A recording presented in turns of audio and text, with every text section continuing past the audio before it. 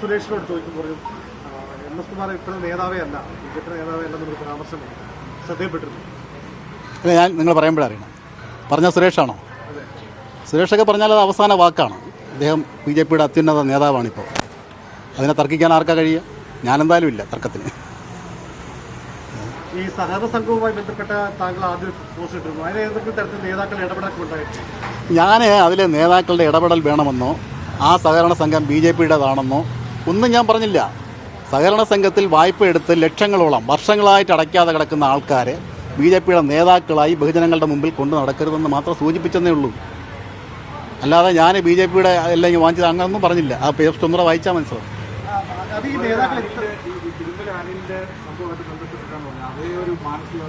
അല്ല, അനിലിൻ്റെ കാര്യം ഞാൻ പറഞ്ഞത് വായ്പ എടുത്തിട്ട് തിരിച്ചടയ്ക്കാത്തവരും നിക്ഷേപങ്ങൾ മടക്കി വാങ്ങാൻ വരുന്നവരോടുള്ള നമുക്കൊരു ഉത്തരവാദിത്വം ഉണ്ടല്ലോ ഈ നിക്ഷേപകരോട്. അപ്പോൾ ആ ഒരു പ്രതിസന്ധിയാണ് അനിൽ നേരിട്ടത്. അതേ അവസ്ഥയാണ് ഞാൻ നേരിടുന്നതെന്ന് മാത്രമേ പറഞ്ഞുള്ളൂ.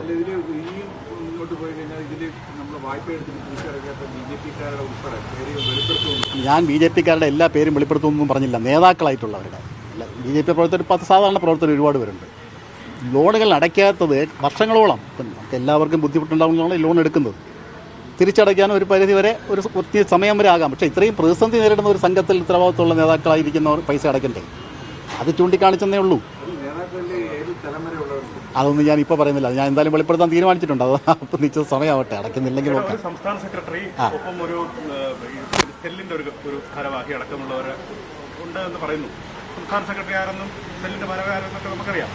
പക്ഷേ എന്തുകൊണ്ടാണ് അങ്ങനെ ഇനിയും പറയാൻ പഠിക്കുന്നത്? എന്താണ്? അല്ല, ലക്ഷങ്ങളാണല്ലോ. ഒരു രാത്രി കൊണ്ടൊന്നും മറിക്കാൻ പറ്റില്ല. 10-15 വർഷമായി അടയ്ക്കാതിരിക്കുന്നവർക്ക് കുറഞ്ഞത് 2 ആഴ്ച സമയമെങ്കിലും കൊടുക്കണ്ടേ? അത്രയേ ഉള്ളൂ. അല്ല, അതൊരു സമയം കൊടുക്കലായിരുന്നോ അങ്ങനെ ഒരു സോഷ്യൽ മീഡിയയിലൂടെ പറഞ്ഞത്? സമയം കൊടുക്കല, ഓർമ്മപ്പെടുത്തല. അതിനുശേഷം എന്തെങ്കിലും? അതാണ് ഞാൻ പറഞ്ഞത്. അതിനുശേഷം ചില ഇടപെടലുകൾ ഉണ്ടായിട്ടുണ്ട്. അവർ അടയ്ക്കും 15 എന്ന് വിചാരിക്കുന്നു. അങ്ങനെ ഒരു ഉറപ്പ് കിട്ടിയിട്ടുണ്ട്. നോക്കാം. നേതാക്കളിൽ നിന്നൊന്നുമല്ല. അല്ലല്ല, അവരെ നേരിട്ടൊന്നും ഉറപ്പ് തന്നിട്ടില്ല. ചില സൂചനകളുണ്ടെങ്കിൽ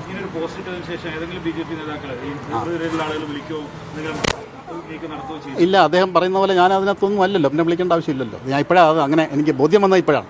അല്ല, BJP അങ്ങനെ ഒരു വാക്ക് പറഞ്ഞു. അപ്പോൾ ഈ BJPയുടെ തിരുവനന്തപുരത്തിൻ്റെ മുമ്പ് BJP ആവുന്നതിന് മുമ്പ് മുന്നണിയായ സമയത്ത് തിരുവനന്തപുരത്ത് ആദ്യത്തെ കൗൺസിലർമാരൊരാളാണ് താൻ. അപ്പോൾ ഇനിയിപ്പം BJPയിൽ ഇല്ല എന്ന് അദ്ദേഹം തന്നെ പറഞ്ഞു. ഇനി എന്താണ് പരിപാടി? ഇനി എന്താണെന്ന് അറിയില്ല. റേഷൻ മുടക്കിയിട്ടുണ്ടോ എനിക്ക് അറിഞ്ഞൂടാ. ഇനി റേഷനും ഗ്യാസും എല്ലാം കിട്ടുമെങ്കിൽ കുഴപ്പമില്ല. അതുകൂടെ മുടക്കിയിട്ടുണ്ടെങ്കിലാണ് പ്രശ്നം. നോക്കാലോ. തിരുവനന്തപുരത്ത് ഏറ്റവും കൂടുതൽ 90-ൽ കേരള രാജ്യക്ക് വോട്ട് നേടിക്കൊടുക്കുന്ന 84-ൽ ആ സമയത്ത് അതിന്റെ മുന്നിൽ നിന്ന ആളാണ്. ഇത്രയും വർഷം കൺവീനറായിരുന്നു, ഇലക്ഷൻ കൺവീനറായിരുന്നു. ഇത്രയും വർഷത്തെ പ്രവർത്തന പരിചയമുള്ള താങ്കൾ നേതാവല്ല എന്ന് പറയുമ്പോൾ വിഷമം തോന്നിയത് കേട്ടോ? ഏയ്, പറയുന്ന ആള് നേതാവായതുകൊണ്ട് എനിക്ക് പരാതിയില്ല. തിരുവനന്തപുരത്ത് നിന്നുള്ള പുതിയ ജനറൽ സെക്രട്ടറിക്ക് അങ്ങനെ അറിയില്ല എന്നാണ് പറയുന്നത്. ആയിരിക്കും. അതൊന്നും കുഴപ്പമില്ല. ഒരുപാട് തിരക്കുകളില്ലേ. ഞങ്ങളൊക്കെ BJP വരുമ്പോൾ BJP അധികാരത്തിലൊന്നുമില്ല. അന്ന് ആദ്യം 84 ഇലക്ഷനിൽ 2 MP-മാരായിരുന്നു BJP. അന്ന് BJPക്ക് തിരക്കുകളൊന്നുമില്ല. എല്ലാ പ്രവർത്തകർക്കും തമ്മിലൊക്കെ അറിയാമായിരുന്നു. ഇപ്പോൾ അതല്ലല്ലോ BJP. ഇപ്പം BJPയുടെ സംസ്ഥാന ജനറൽ സെക്രട്ടറി എന്ന് പറഞ്ഞാൽ എന്താ നിങ്ങൾ കരുതുന്നത്? വലിയ ഉത്തരവാദിത്വവും വലിയ ഭാരിച്ച ചുമതലകളൊക്കെ ഉള്ള ആളല്ലേ. അദ്ദേഹം അറിയില്ല എന്ന് പറയുന്നതിൽ അത്ഭുതമൊന്നുമില്ല. അതൊക്കെ സ്വാഭാവികം. ലോക്സഭാ തെരഞ്ഞെടുപ്പ് അവിടെ നമ്മുടെ പതിവായിട്ട് നമ്മളെ കാണുകയും ഒരുപാട് കാര്യങ്ങൾ പറയുകയൊക്കെ ചെയ്തു. ഇപ്പോൾ എന്താണ് പാർട്ടിയിലെ പ്രസിഡന്റ്? സുരേഷിനെ കാണുമ്പോൾ ചോദിക്കുക. എനിക്കറിയില്ല. അല്ല, എനിക്കറിയാത്ത കാര്യം ഞാൻ എങ്ങനെ പറയും? അറിയില്ല ഗിരീഷ്. താങ്കളെ ഈ പരിപാടിക്കൊന്നും വിളിക്കാറില്ല ഇപ്പോഴത്തെ അപ്പം അത്യാവശ്യമായി ഞാൻ അറിയാറില്ല. ഇല്ല, വിളിക്കാറില്ല. ഇല്ല. ഞങ്ങളെ സംബന്ധിച്ച് ഞങ്ങൾ ഈ ജോലി ചെയ്യാൻ തുടങ്ങുമ്പോൾ തൊട്ട് BJPയുടേതായിട്ട് നമ്മൾ കാണുന്ന ആളാണ്.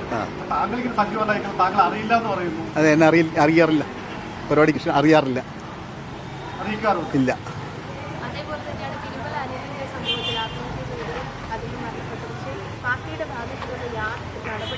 അല്ല, പാർട്ടിയുടെ ഭാഗത്തുനിന്ന് വേറെ ഒരു നടപടി ഉണ്ടാകണമെന്നല്ല അനിൽ വിചാരിച്ചതെന്ന് ഞാൻ കരുതുന്നു. ഞാൻ വിചാരിക്കുന്നത് അങ്ങനെയാണ്. കാരണം പാർട്ടി എന്നും ചെയ്യാനില്ല ഇതിനകത്ത്. പക്ഷെ പാർട്ടിക്ക് ചെയ്യാൻ കഴിയുന്നത് പാർട്ടിയുടെ മുഖങ്ങളായി ജനങ്ങളുടെ മുമ്പിൽ അവതരിപ്പിക്കുന്ന നേതാക്കളുണ്ടല്ലോ, അവരിത്തരം സഹകരണ സംഘങ്ങളിൽ ഭീമമായ കുടിശ്ശിക ഇട്ടിട്ടുണ്ടെങ്കിൽ അടയ്ക്കാൻ പറയാം. അതേ നമ്മൾ ആഗ്രഹിക്കുന്നുള്ളൂ, പ്രതീക്ഷിക്കുന്നുള്ളൂ. ചെയ്യുന്നില്ലെങ്കിൽ പിന്നെ എന്ത് ചെയ്യാൻ പറ്റും? പാർട്ടി ഒന്നുമല്ലാതിരുന്ന കാലത്ത് പാർട്ടിക്ക് വേണ്ടി ജീവൻ രക്തവും നൽകിയ നേതാക്കളെ പുതിയ കാല തലമുറ അല്ലെങ്കിൽ നേതൃത്വം പരിഗണിക്കുന്നില്ല, അർപ്പിക്കുന്ന പരിഗണന നൽകുന്നില്ല എന്നല്ല അങ്ങ് പറഞ്ഞതിന്റെ ചുരുക്കം. അല്ലല്ല, ഞാൻ അങ്ങനെയൊന്നും പറഞ്ഞില്ലല്ലോ. ഞാൻ അങ്ങനെ ഒന്നും പറഞ്ഞില്ല.